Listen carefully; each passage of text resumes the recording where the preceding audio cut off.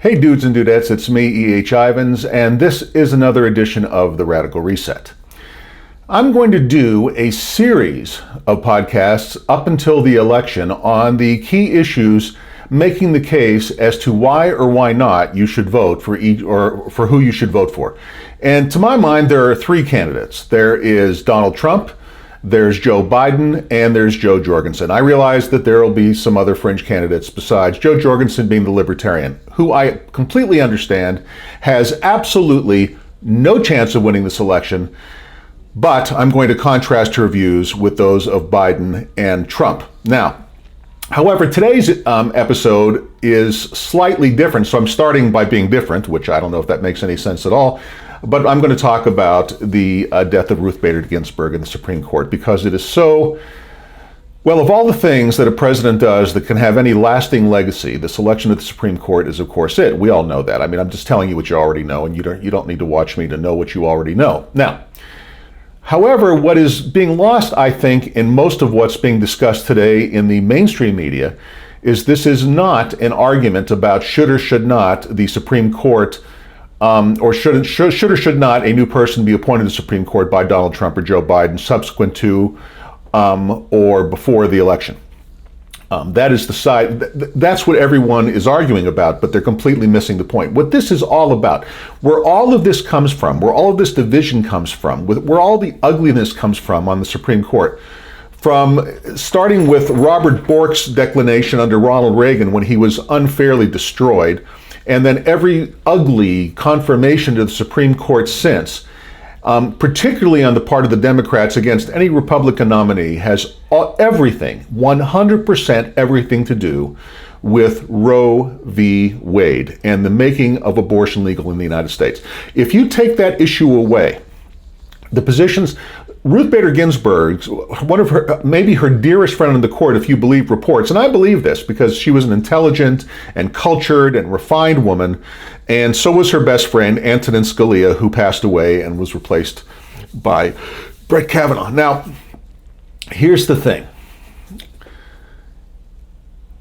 Antonin Scalia and Ruth Bader Ginsburg, although coming from two different points of view on how to interpret the Constitution of the United States and how it applies to law, on the vast majority of cases that come before the Supreme Court, constitutional issues aren't necessarily the only issue being discussed.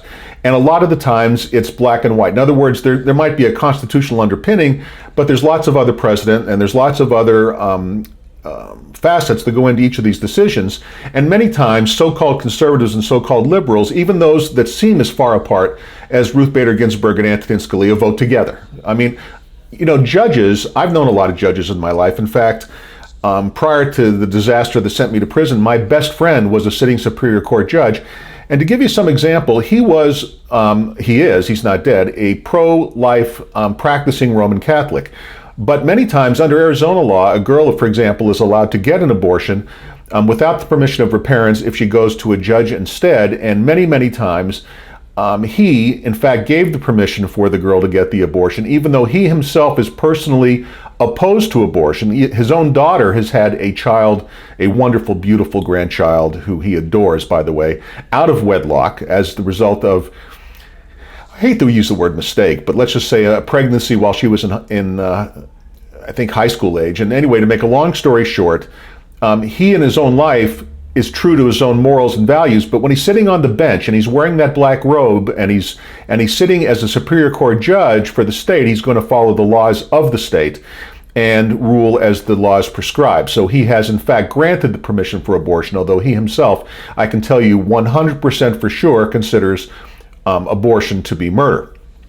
Now, that is what a great judge does. That's why when you go before a judge, you have to trust that 9 times out of 10, maybe even 99 times out of 100, the judge is going to rule based on how he or she interprets the law as opposed to what their political leanings are. But when it comes to the Supreme Court and this fight that's going on with Ruth Bader Ginsburg, this entire thing is about one case, Roe v. Wade. Now, let me make this very clear before the next thing I'm going to say. Well, this is the next thing I'm going to say that doesn't make any sense at all. But anyway, let me make something clear before I continue. I am pro-choice. I'm the father of 2 wonderful daughters who are now adults and, are not going to get pregnant out of wedlock, but could have. And my ex-wife and I are both strongly pro-choice. I have belonged to Planned Parenthood in the past. I've supported strong sex education in the schools. I'm all about providing birth control, condoms, so on and so forth. I'm absolutely pro-choice. And I say this because while I understand the objections to abortion, I also know that the daughters of rich men, and I was a rich man when my daughters were growing up, are never going to be stopped from getting a safe abortion. When you make abortion illegal, you're only making it illegal for poor women. The wealthy, if I had to fly my daughter to Paris when abortion was illegal, that's what I would have done if she needed an abortion. But I would have let it be her choice. And we've discussed this, my daughters and I, many times, so I want to make clear that had my daughters become pregnant out of wedlock, they would have probably decided to have had the baby, and I would have supported them 100%. Being pro-choice is not being pro-abortion. It's being pro-choice. Okay, so to make, and where the same pro-life, the same person that's pro-life is also almost always pro-death penalty. So tell me how that reconciles. I'm pro-choice, I'm also anti-death penalty, because I think better life in prison without parole, and I can tell you from having been in prison, is much, much worse than the death penalty to most of these guys anyway. And we don't want to be putting, as I'm sure we have, innocent men to death. Obviously for crimes that they haven't committed. Okay, so back onto the path of Ruth Bader Ginsburg. So Ruth Bader Ginsburg, this entire thing hinges on whether or not, from the Democratic point of view, from the left point of view, from the most radical extreme abortion point of view, that Roe v. Wade won't be overturned. Roe v. Wade, now I'm going to say what I'm going to say. Roe v. Wade is bad law. Roe v. Wade should have never happened. Roe v. Wade should have never happened. What Roe v. Wade did is it allowed a crossover from the legislative to the judicial branch, and it allowed the judicial branch to make law. In other words, prior to 1972, when Roe v. Wade came into existence, there were plenty of abortions, and abortion was a big issue, state to state, and we were wrestling with it. Like in any democracy, we were wrestling with it in public debate.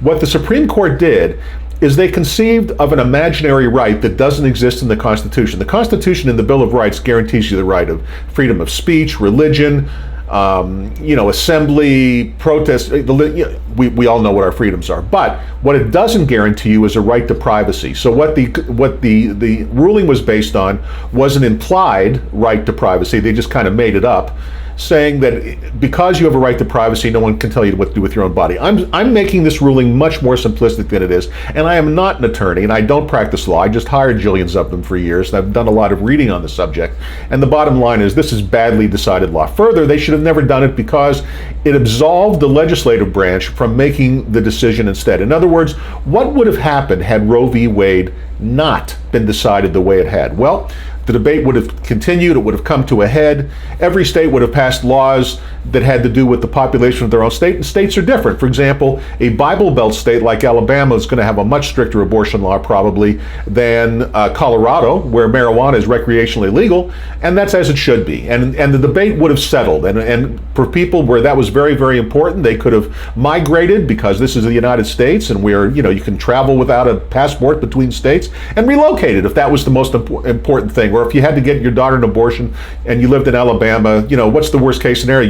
You buy a plane ticket to Colorado. That's what it would have happened, and the debate would have been settled, and that would have been the end of it.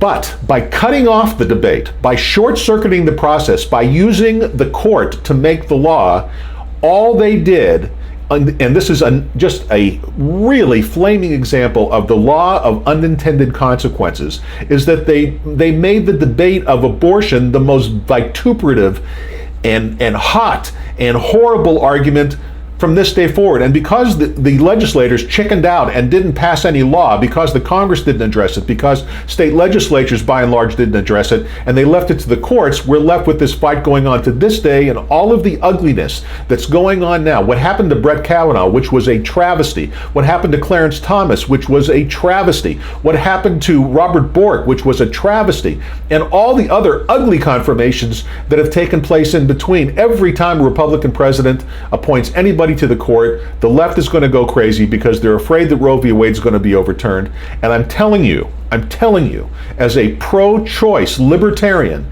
Roe v. Wade should be overturned, and it should be returned to the states to debate and pass laws and put this thing to bed with healthy, generous public debate once and for all, which is what would have happened. This abortion debate in the United States would have been settled 30 or 40 years ago if Roe v. Wade would have never, ever happened. It's one of the most misguided things that the Supreme Court, the only thing worse than Roe v. Wade is probably the Dred Scott decision, judging a black man to be 3/5 of a person, when Robert Taney was the Chief Justice.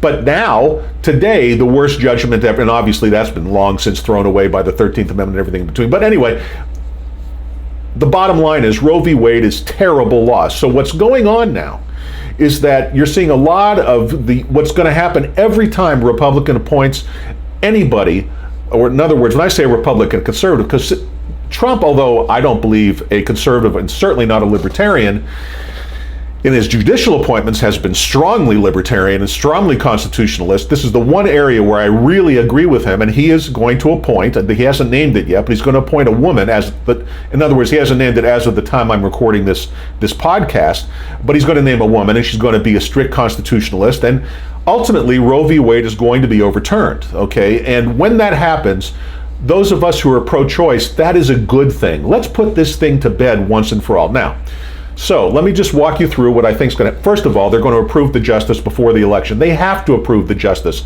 before the election. Why? Because this election is a guaranteed clusterfuck that's going to end up probably decided by the Supreme Court, okay, or certainly significantly by the Supreme Court. So any political party that gains the kind of advantage the Republicans have is not going to allow the Supreme Court to go into an election with mail-in ballots. And I talked about this in an earlier podcast, but the mail-in ballot system is not the absentee ballot system. It is a guaranteed clusterfuck.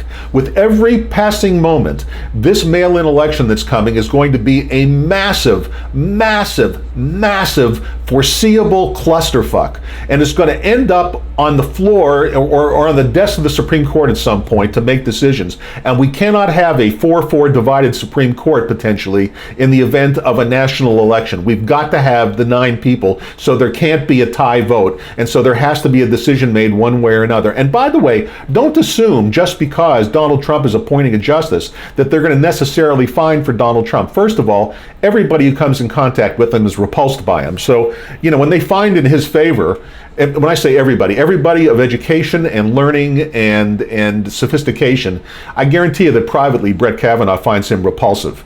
John Roberts the same way. Neil Gorsuch the same way. They may publicly smile and get appointed to the court, but privately these are all men of high character and quality. They do not dig Donald Trump any more than the woman he's about to appoint is going to dig him either. So don't be so sure that it's going to come out in his. And the Supreme Court is full of examples of when presidents have appointed judges they thought were one way that turned out the other. The one that's the most recent one that springs to mind that you'll remember is Judge David Souter, who was appointed by George Bush the first and was thought to be a very strict conservative and turned out to be basically very, very liberal. So the bottom line is you never know which way a Supreme Court justice goes, and you never know how they're going to support the law or interpret the law until they're on the court. I should not support, interpret. We all support the law. So anyway, the bottom line is here, don't be so sure. But of course the Republicans are going to make the appointment before the election because there have been plenty of justices. Sandra Day O'Connor was approved in 33 days. Ruth Bader Ginsburg was approved in 21 days. I mean, I'm just telling you, there have been plenty of short approval processes, and he's going to pick probably either this Amy Coney Barrett or this judge down in Florida, this Cuban woman, who have both just recently been before the Senate and been fully vetted and investigated by the FBI anyway. I'm guessing, I don't know. He could appoint somebody else, but it's going to go fast, and they're going to approve it fast, and we have to have it approved fast going into the election. Otherwise, it's not going to be decided. There's not going to be a decided election. And so, but I for one am glad that the Republicans get this appointment. A, because as a libertarian, I'm a strict constitutional constructionist, I guess is the right word to use. I believe that the Constitution says what it means and means what it says, and there are no implied rights. And the framers were very, very, very, very, very well aware of what they were doing and very specific when they built the Constitution the way it has. And it's worked so beautifully. If it isn't broken, don't fix it. And I think it's a great thing that we're going to stop, in this particular case, getting judges out of the business of making law. Judges interpret law. So Roe v. Wade should be overturned, even though I will personally campaign for and support Planned Parenthood and campaign for legal abortion in the state where I live, Arizona, as you may or may not in your state. Libertarians can go either way. You can be right to life and say that the unborn child has the right to life and therefore its rights are sacred, and that's very libertarian. And you can also say that the body of the mother is her body and she can do with it what she wants, and that's very libertarian. This is one of those issues where being a libertarian doesn't tell you if a person is or is not pro-choice or pro-life, using the popular terms as much as I don't really think they're accurate. But having said that, I myself support the overturning of Roe v. Wade. So therefore, I support Donald Trump. And I think you should too, in his appointment to the Supreme Court of someone who is going to be well qualified. And the only thing they're going to find, if they find anything, is one of these, Brett Kavanaugh, something went on in high school, nonsense things, or some speech that, she gave when she was in college that was, very Catholic or something. They're going to find some bullshit to dredge up. But remember, it's all about abortion. This has absolutely nothing to do with the court. It has absolutely nothing to do with any other issue except abortion. This is a really good example of the butterfly effect of when you do something one day that you think is good and then later you find out is unbelievably bad. Roe v. Wade is unbelievably bad. It's been acid upon our culture. And one of the greatest things that could happen, and I doubt that Donald Trump, by the way, is intellectually aware enough to understand what he's doing, but even a fool could get it right. The bottom line here is by appointing a certainly pro-life judge, a constructionist judge from the right, someone like Amy Coney Barrett, who has 7 children as a practicing Roman Catholic, just to use one example, or I'm sure the Cuban judge from Florida. I lived in Miami. I was born in Miami. Every Cuban I know is either Catholic or Jewish and is going to be absolutely positively 100% pro-life on the Catholic Cubans, and I'm assuming that this particular judge is. But listen, time will tell, but the point of the matter is, of course, Trump should appoint a judge. Of course, the judge should be approved. Of course, the Supreme Court should have 9 members going into the most giant, guaranteed fuck-up election that we've ever held. This is going to be the real story is going to be after the election and after the smoke clears, is how anybody could have gone forward with this idea of mail-in ballots with both eyes open. This is the dumbest thing I think I've ever seen in all the time I've ever looked at politics, but that's a subject for another day. I digress. I'm probably not going to discuss that too much. I'll just touch it in passing because the fact of the matter is, it's fucking stupid. Everybody knows it's fucking stupid. Everybody but the politicians know it's fucking stupid. How in a country that can develop as many technologies as we do, we can't come up with a governmental website with, let's say, facial recognition ID or fingerprint ID to do online technology for voting, that no one can come up with this system that would be universal. You could just do from your house and put your finger on the screen on election day and call it a day and have instant tabulation is beyond my understanding. I mean, to me, that's such an easy concept, but obviously, what do I know? Okay. That's enough for today's rant. I hope you agree with me, but regardless of whether you do or you don't, please hit the subscribe button, please hit the notification button, and join us here on the Radical Reset moving forward. Oh, and by the way, BT Dubs, I've launched the second podcast called The Dad You Wish You Had. It is on YouTube. The link is provided below. And what this podcast is for, and let me just share this with you, and I know I've shared it before in passing, but just to be very, very specific, over half of us were raised in families either with the father not present, physically or emotionally. Plenty of us have had dads who were there but not really there, if you know what I mean.